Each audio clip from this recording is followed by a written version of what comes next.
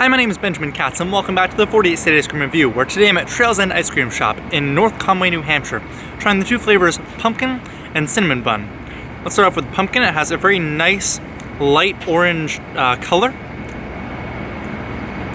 Now right off the bat, I am getting these large chunks of ice. Quite distracting in terms of the overall texture.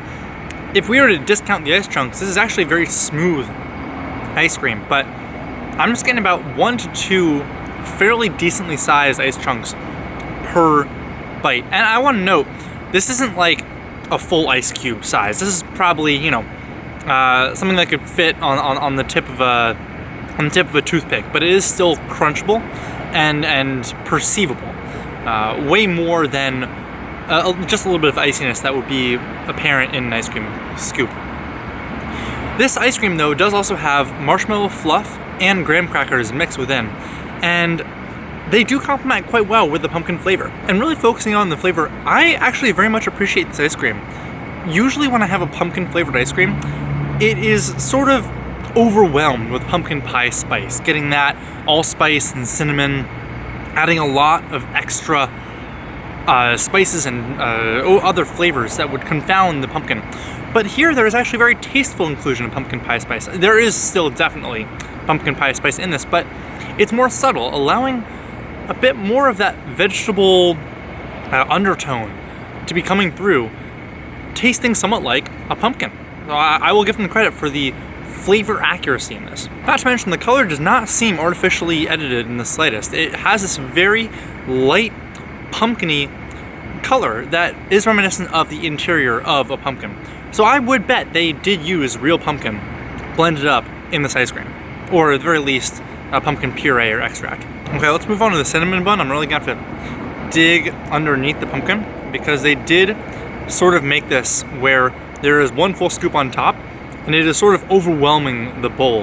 I actually got double the volume of the bowl in this scoop of ice cream, and I really can't complain because I'm getting a lot of ice cream, but it is a bit harder to access the second flavor. Now, I understand that it's a bit ironic that I'm complaining about this when just in the last episode I was complaining about having too big of a bowl, but it's like a Goldilocks situation. I think they may have overdone over the edge of the bowl a bit. I don't hate it though. I'm not the worst hater of this.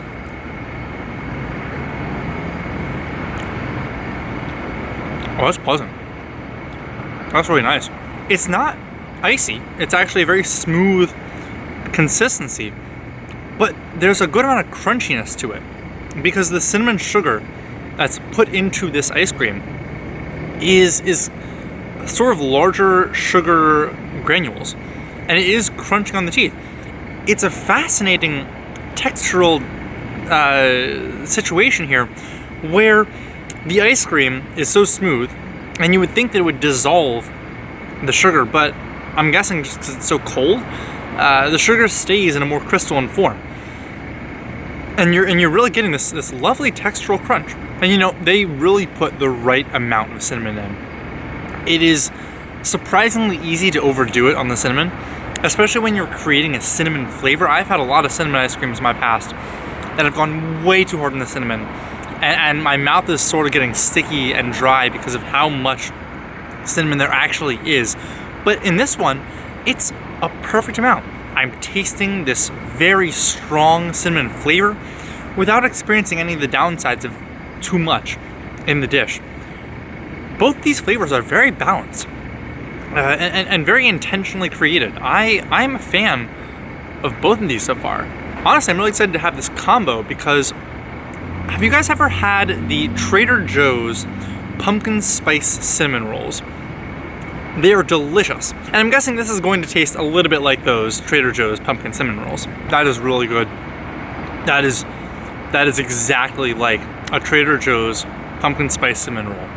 You're getting the heartiness of the pumpkin coming through with the cinnamon adding to the cinnamon allspice that's already in the pumpkin.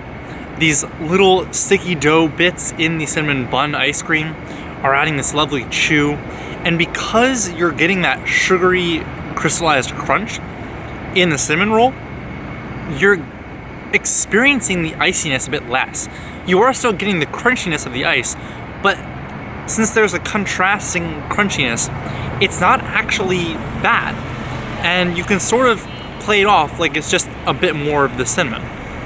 This is a very good flavor combination. And I would recommend getting this combination if you go here. And sorry, I just want to go back to the cup sizes for a second, because I do think there is too small of a cup for the ice cream. I believe I experienced this at Vanderwin's back in Delaware, where they gave me a tiny cup for a lot of ice cream, which I appreciated a large amount of ice cream, but because it was such a hot summer day, I started to get immense amounts of ice cream flowing out of the cup every time I pushed my spoon in, because I was, the ice cream was of course floating on the melted ice cream, and it was displacing it to the point that it would fall out of the cup. I think you have to have a small enough cup so that the ice cream crests over the top, but not so small that when the ice cream melts, it'll all spill out the sides. I think there is a balance to be struck, and I think this cup is a bit too small for the amount of ice cream that was given. Even like a 10 to 15% bigger cup would solve this. I'm not advocating for the reduction of ice cream sizes, I want to note. This is a lovely amount of ice cream. Now, there was another thing about Trails and Ice Cream that I noticed, which was fascinating, is that they advertised indoor seating. For anyone who lives in the South or in a more temperate zone, you would wonder why that would be something to advertise. Ice cream is meant to be enjoyed outside on a hot summer's day. But this is fairly far north, and the winters here get brutal.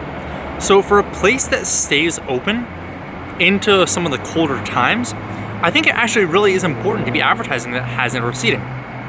While I will, in theory, be reviewing ice cream out in the cold wherever I go because I don't want to disturb the indoor patrons, if I'm eating ice cream and it's below like 50 degrees, I really don't want to be eating outside.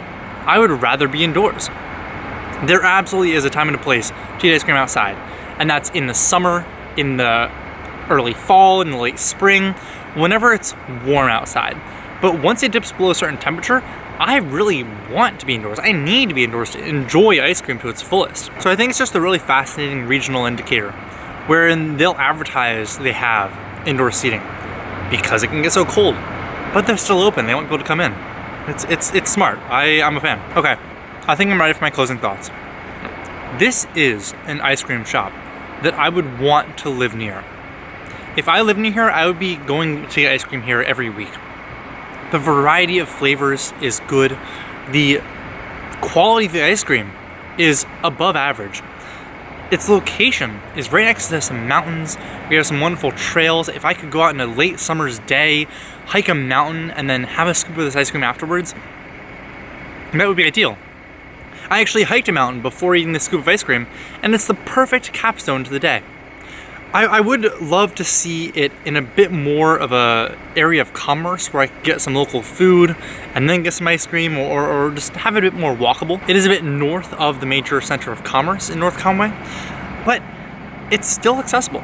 And it's offering ice cream at a price you just can't beat. $5.50 for a massive double scoop of ice cream. I honestly wish ice cream shops like this were the status quo, because they are just hitting every point right. I don't think they're doing anything exceptional either. They're just offering good ice cream at a fair price near an area of commerce and near some local trails. So honestly, if you're in the White Mountains or near the White Mountains or driving from New York to Maine, stop by this place. Take a bit of time out of your day even. Add an hour and a half to your drive. I don't care, because this place, while it is an exception, I think should be the rule and should be rewarded for its efforts. I'm just a fan of this ice cream shop. It's just a really stand-up establishment. I'm a fan. If you like this video and want to see more like it, consider subscribing, or go to findfulsonmarketing.com for more on the journey. Thank you.